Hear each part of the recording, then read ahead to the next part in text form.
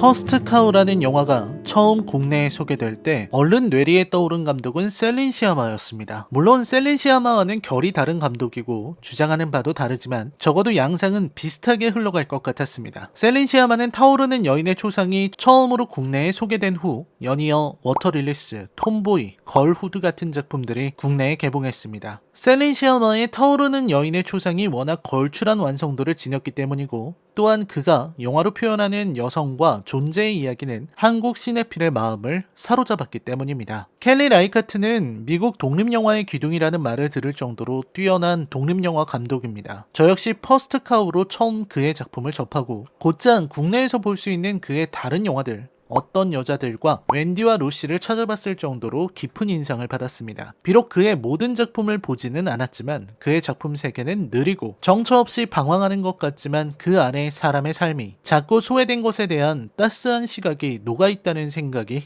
들더군요. 워낙 인상적이기에 자연스레 셀린 시아마처럼 이 감독의 나머지 작품들도 개봉하지 않을까?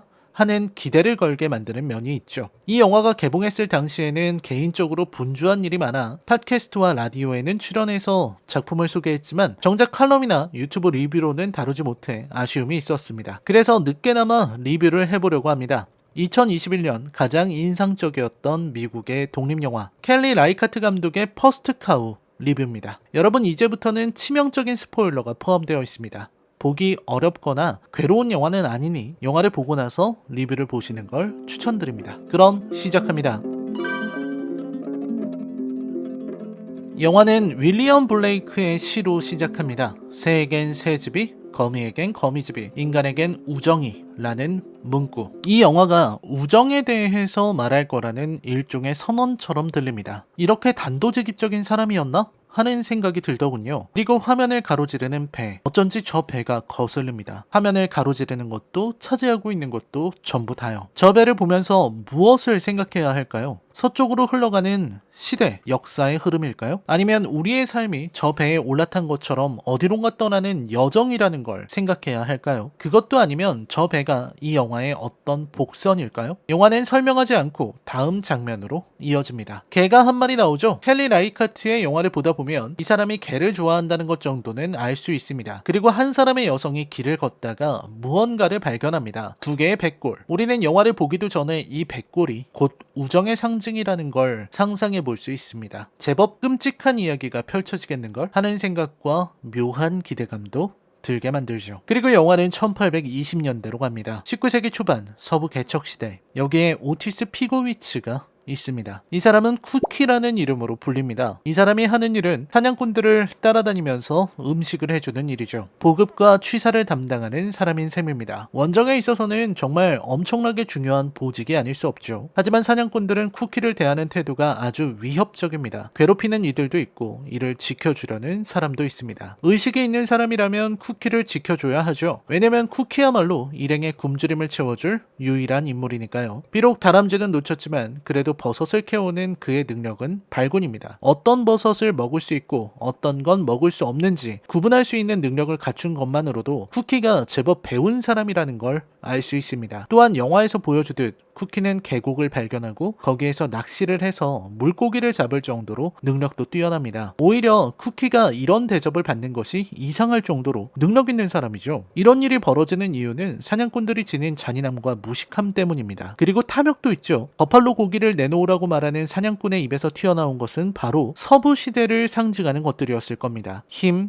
탐욕, 잔인무도함, 그런 것들은 바로 서부 개척시대의 가장 중요한 가치였을 겁니다. 그리고 사냥꾼들에게 그것은 총으로 귀결됩니다. 총은 곧 힘이고 총을 가지지 못한 사람은 힘이 없다는 뜻입니다. 쿠키에게는 총이 없습니다. 하긴 총이 있다고 하더라도 쿠키가 그 총을 쏠 수 있는 사람인지는 모르겠지만요. 아마 못 쏠 겁니다. 그리고 쿠키는 운명처럼 킹루와 만납니다. 숲속에 나신으로 떨고 있던 산에 러시아 깡패들에게 쫓기던 그는 자신을 중국인이라고 말합니다. 저는 이 부분에서 한 방 맞은 것 같았습니다. 저 역시 그의 외모와 피부색을 보고 아메리카 원주민일 것이라 생각했거든요. 그러고 보면 쿠키는 유대인입니다. 유대인과 중국인이라니 미국 서부 시대에 이렇게 안 어울리는 사람들이 있을까요? 그리고 쿠키는 킹루에게 도움의 손길을 내밉니다. 저는 이 대목에서 감탄했습니다. 그러니까 쿠키는 천사 같은 품성을 지닌 사람인 거죠. 처음 보는 공경에 빠진 사람을 위해서 귀중한 식량을 나눠주고 물을 주고 자신의 거처인 텐트까지 내줄 수 있는 사람, 본인의 위험을 감수하면서까지 타인을 도와줄 수 있는 사람. 영화는 마치 이 가치에 대해서 말하려고 하는 것 같습니다. 그것을 위해 초반에 블레이크의 시를 인용해서 우정을 언급하고 있는 것이겠죠. 우정이라는 단어가 새삼스럽게 느껴집니다. 우리가 사람 사이에 지니는 신뢰와 믿음, 그리고 관심과 배려와 같은 것들이 우정으로부터 발현되는 것일 겁니다. 꼭 오래된 친구와의 우정이 아니더라도 함께함으로써 만들어지는 자연스러운 유대감이야말로 우정의 본질일 겁니다. 그래서인지 영화는 자꾸만 폭력과 배타적인 태도를 우정과 사랑 같은 태도와 대립시키려고 합니다. 쿠키가 킹루에게 보인 태도와 킹루가 나신인 채로 숲속을 헤매게 만든 러시아인들의 태도가 그것이고, 쿠키가 마을의 술집에서 본 어린 아기를 지켜주려는 남자와 그런 남자에게 시비를 거는 양아치들의 대비가 그렇습니다. 쿠키와 킹루가 헤어진 후 시간이 지나 쿠키는 마을로 갑니다. 그 마을의 모습에서 새삼 서부시대가 떠오릅니다. 이 서부시대를 어떻게 바라봐야 할까요? 서부시대란 어떤 것일까요? 미국인들이 만든 그 찬란한 건국의 역사, 그들이 위대하다고 말하는 그 역사의 뒤편에는 아메리카 원주민들을 학살한 죄악이 있습니다. 그리고 그들은 서부로 상징되는 황금의 시대를 살았습니다. 금광을 캐기 위해서 혈안이 된 사람들, 그리고 일확천금의 꿈을 꾼 이들을 상대로 돈을 뜯어내려는 범죄자들, 그런 이들이 지닌 아비규환, 이 아귀다툼이 벌어지는 지옥이 바로 서부였다고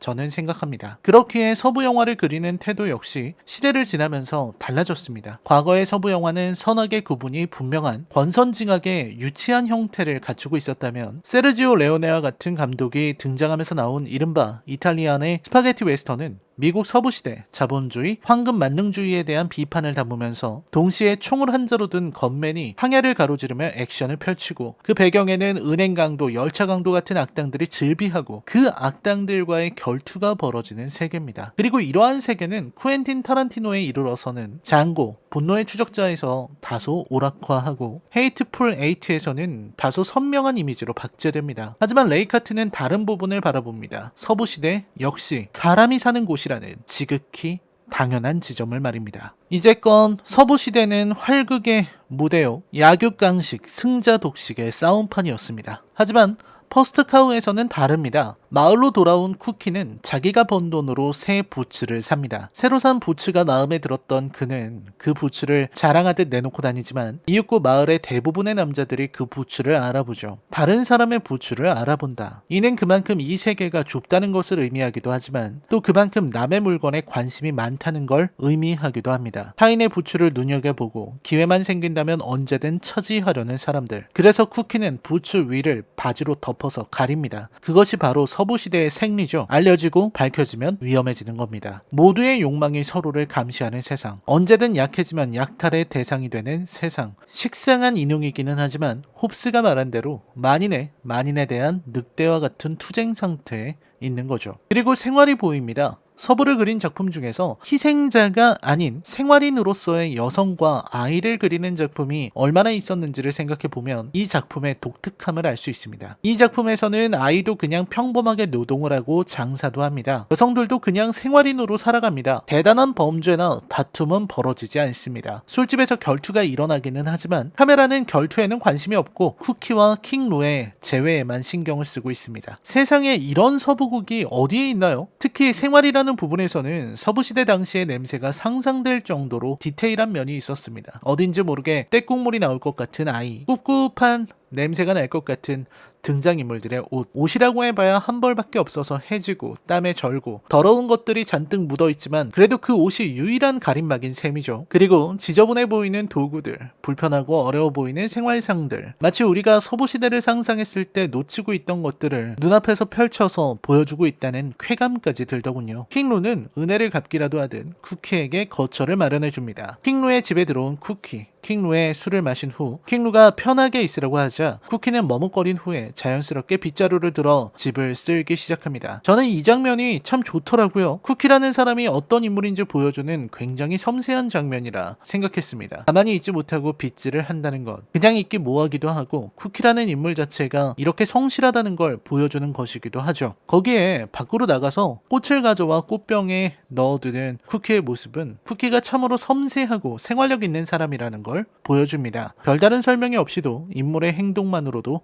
짐작할 수 있죠. 반면에 킹루는 외향적인 사람입니다. 쿠키와는 달리 사업 구상에 열을 올리고 실제로 행동력도 갖추고 있는 사람입니다. 재미있는 건 킹루와 쿠키의 관계가 전통적인 부부관계처럼 보이기도 한다는 겁니다. 킹루는 주로 밖으로 나가고 장작을 패우기도 합니다. 전통적으로 보면 갓간일에 해당하는 남성적인 행동이죠. 반면에 쿠키는 요리를 하고 집안을 쓸고 닦고 꽃을 가져옵니다. 전통적인 관점에서는 여성적인 행동입니다. 그래서일까요? 가려진 나무벽 사이로 킹루의 벗은 몸이 보이고 마치 그걸 훔쳐보는 것 같은 시선에서는 동성애적 코드가 살짝 읽히는 것 같기도 합니다. 영화에서는 우정이라고 잘라 말하지만 시선 자체는 그런 의미를 두고 있는 것 같아요. 주도적으로 일을 벌이는 것도 킹루입니다. 킹루는 쿠키의 말을 듣고 우유를 훔치는 일이 사업성이 있을 거라고 생각합니다. 그리고 즉시 행동에 나서죠. 킹루가 망을 보는 사이에 쿠키가 우유를 훔칩니다. 우유 한 통만 있으면 빵을 만들 수 있죠. 쿠키는 그걸로 마치 스콘처럼 보이는 빵을 만듭니다. 고향의 맛이 나는 이 빵은 서부시대 사람들에게는 충격적인 음식이었을 겁니다. 말린 고기나 버팔로 고기는 있더라도 대부분 건빵 같은 딱딱하고 맛없는 빵만 먹고 사는 이들에게 우유로 반죽한 빵은 음식 혁명에 가까웠을 겁니다. 킹루와 쿠키의 사업은 즉시 반응을 보이고 이제 줄을 서서 사야 하는 상황이 됩니다. 그들은 상상 이상의 돈을 벌어들이게 되죠. 저는 이 부분이 참 좋았습니다. 어딘지 모르게 정겨운 느낌도 들어요. 킹루와 쿠키가 나란히 걸어가는 장면에 어린 여자아이도 함께합니다. 이 한적한 시골이 서부시대라니 기가 막힙니다. 거기에 둘의 꿈이 이루어질 것 같은 순간이기도 해서 저는 더욱 좋았습니다. 쿠키의 꿈은 호텔을 하는 거죠.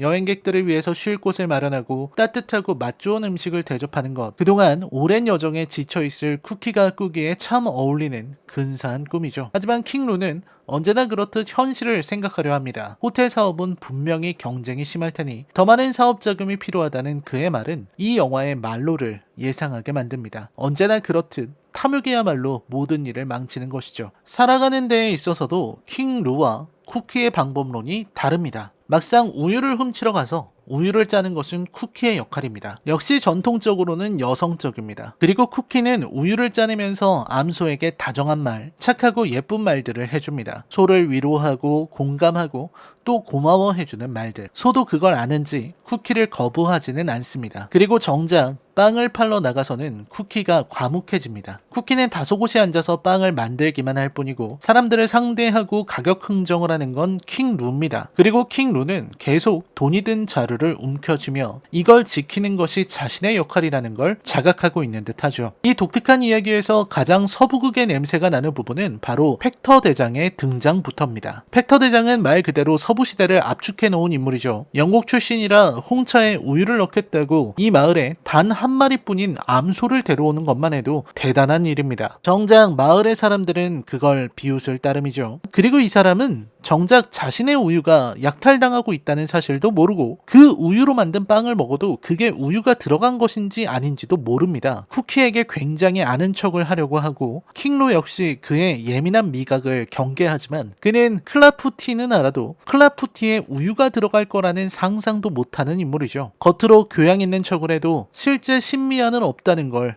보여주는 사람이기도 합니다. 그리고 팩터와 루비 대위가 나누는 대화들은 킹루가 비판한 것처럼 서부시대 권력자들이 던지는 헛소리의 향연입니다. 서부시대를 장식하는 그 욕망의 주인공들은 이처럼 가진 자들, 기득권이라는 걸 알 수 있습니다. 서부시대를 살아가는 무수히 많은 이들은 그저 노동자로, 사냥꾼으로 혹은 누군가의 하인으로 살다가 죽어갈 뿐이고 정작 황금을 차지한 이들은 말도 안 되는 사치를 부리면서 눈앞의 사건이 아니라 프랑스의, 영국의 유행과 옷차림에 대해서 말하고 유럽의 유행에 대해서 아는 척을 하고 싶어 할 뿐인 껍데기만 남은 인간들일 뿐입니다. 그리고 이러한 탐욕의 껍데기야말로 서부의 본질이고요. 또한 루비 대위의 묘한 시선도 한몫합니다. 킹루는 그 자리에서 분명 적절한 말을 던졌어요. 비버는 오리건의 상징이고 킹루의 말은 영화에는 뉴욕에 대한 농담도 담겨 있었습니다. 하지만 이 영화는 팩터 대장과 루비 대위의 시선을 놓치지 않습니다. 킹 루가 말을 시작할 때 카메라는 킹 루를 보여주는 게 아니라 팩터 대장의 시선을 보여줍니다. 아무런 예의도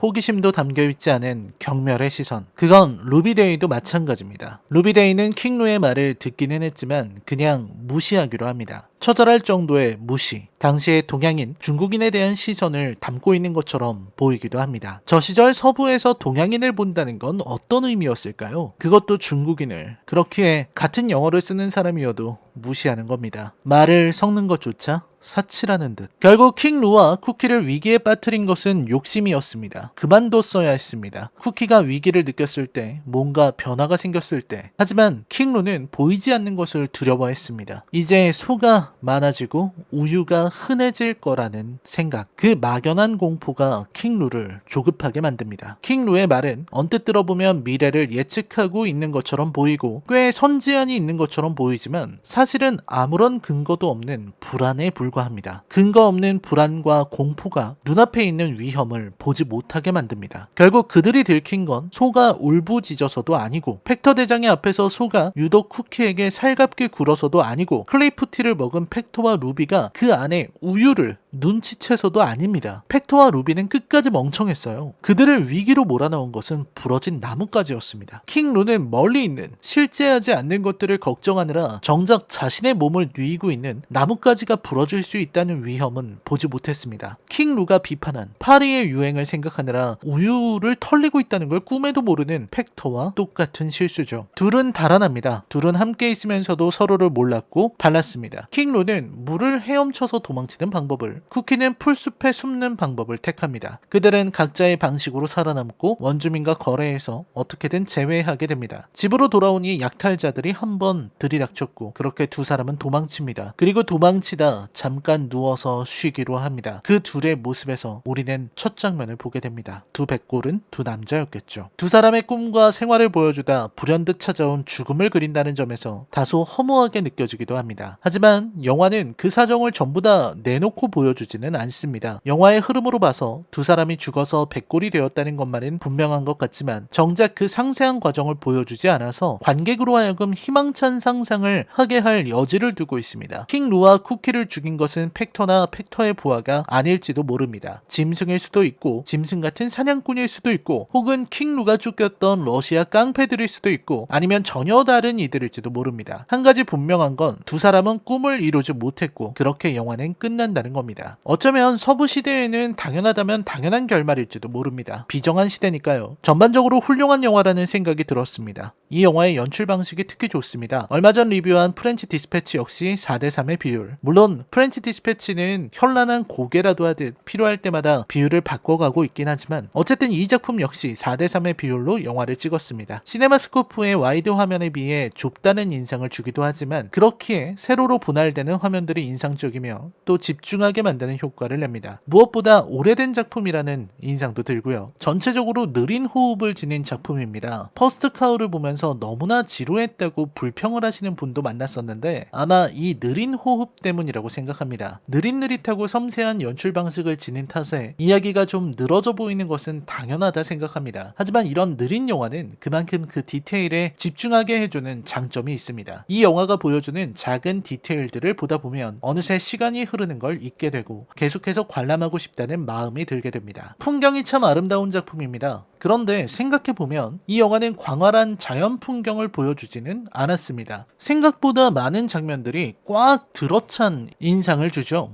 빼곡하게 전경을 막아놓고 후경을 배치하거나 뭔가를 보여줄 때도 가리고 가린 틈 사이로 답답하게 보여줍니다. 전체적으로 막힌 장면들을 연출하고 배경이 나오는 장면은 적은데도 우리는 풍경이 아름다웠다고 생각하게 됩니다. 그건 바로 그 막힌 장면들도 결국 이들의 생활상과 당시의 환경을 보여주고 있기 때문일 겁니다. 비좁을 정도로 답답한 집, 엉터리로 지어서 마음만 먹으면 언제든 무너뜨릴 수 있을 것 같은 건물들을 보고 있자면 마치 그 시대를 숨쉬는 것 같은 인상을 주기도 하죠. 각 인물들의 행동과 가진 자와 가지지 못한 자들의 움직임을 대비하는 것도 좋았습니다. 펙터 대장과 루비데이가 잠들었을 때 움직이고 있는 것은 우유를 약탈하는 킹루와 쿠키, 그리고 그걸 발견하는 원주민들입니다. 정작 이 땅의 주인이라며 행세하는 저 약탈자들은 아무것도 모르고 있죠. 이는 사실상 그 시대를 움직이는 사람들은 거들먹거리는 펙터 대장이 아니라 그의 발밑에서 움직이던 당시 시대를 온몸으로 살아가는 한 사람 한 사람이었다는 걸 주장하려는 것처럼 보이기도 합니다. 디테일을 떠나서 주제의식도 좋았습니다. 남들은 다 황금을 캐러 다닐 때 이들은 우유를 훔치러 갑니다. 이 작은 약탈이 주는 메시지가 새삼 놀랍게 느껴집니다. 오랜만에 보는 뛰어난 수작입니다. 하고 싶은 이야기가 이렇게 많아지는 영화도 오랜만이군요. 유대인이 계산을 밟고 중국인이 요리를 잘한다는 편견도 반대로 바꿔둔 게 재밌기도 했습니다. 퍼스트 카우에 대한 제 평점은 10점 만점에 8점입니다. 최근 본 작품 중에서 단연 우수한 영화라고 생각합니다. 라이카트의 다른 작품들도 어서 개봉하기를 바라는 마음입니다. 이렇게 우리는 또 한 사람의 좋은 감독을 알고 그와 작업하는 각본가에 대해서 알게 됩니다. 새로운 것을 알아가고